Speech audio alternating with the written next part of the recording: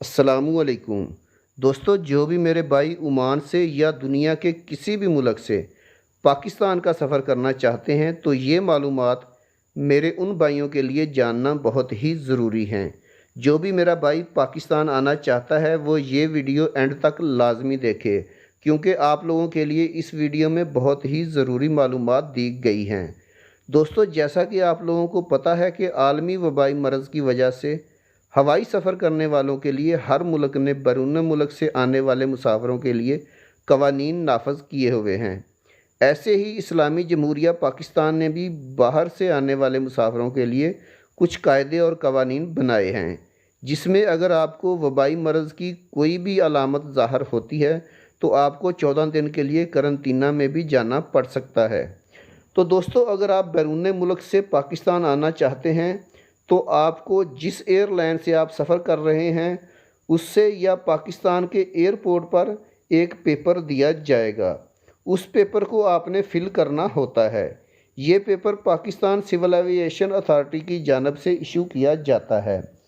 जो भी मेरे भाई पढ़े लिखे नहीं हैं तो मेरा उनको मशवरा है कि वो लोग ये पेपर अपनी फ़्लाइट से पहले ही अपने पास रखें, या फिर हो सकता है कि किसी भी वजह से आपको ये पेपर ना मिले तो बेहतर है कि ये पेपर आपके पास पहले से ही मौजूद होना चाहिए।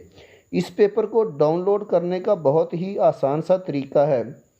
आपने गूगल में जाना है और गूगल में जाके PIA की वेबसाइट पर जाना है। जैसे ही PIA की वेबसाइट ओपन होगी तो आपके सामने एक पॉपअप आएगा। उस पॉपअप में रेड कलर का डाउनलोड लिखा हुआ आएगा। आपने डाउनलोड पर क्लिक करके ये पेपर डाउनलोड करके इसके 2-3 प्रिंट निकलवा लेने हैं, ताकि अगर आपको एयरलाइन या एयरपोर्ट की तरफ से ये पेपर ना मिले तो आपके पास पहले से ही ये पेपर मौजूद होना चाहिए।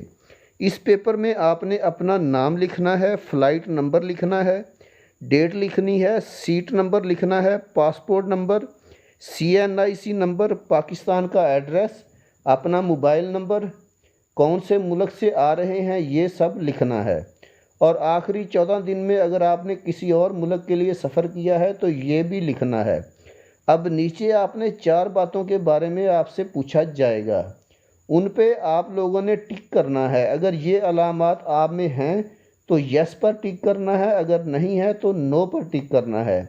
मेरा वीडियो बनाने का मकसद ही असल में आप लोगों को ये बताना है कि अगर कोई मेरा भाई पढ़ा लिखा नहीं है या किसी और से कोई ये पेपर फिल करवाएगा तो अगर गलती से या जानबूझकर किसी ने यस पर टिक कर दिया तो आपको 14 दिन के लिए करंतना में जाना पड़ जाएगा।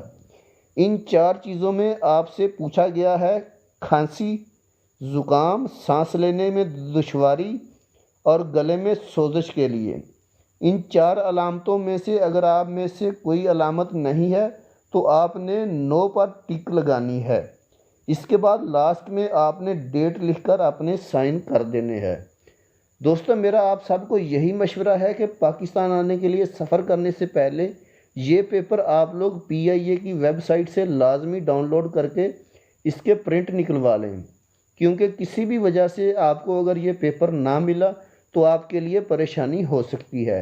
और कोशिश करें इस पेपर को खुद फिल करके अपने पास रखें। ऐसा ना हो कि किसी से पेपर फिल करवाने की वजह से आपको कोई परेशानी का सामना करना पड़े, या पेपर गलत फिल होने की वजह से आपको 14 दिन के लिए करंतना में रहना पड़े। दोस्तों, वीडियो बनाने का मकसद आप लोगों की रहनुमाई करना है। वीडियो अच्छी लगी तो लाइक करके चैनल को सब्सक्राइब ज़रूर कर दीजिएगा, ताकि आने वाली इन्फॉर्मेटिव वीडियोज़ बर वक्त आपको मिल सकें। अल्लाह हाफिज़।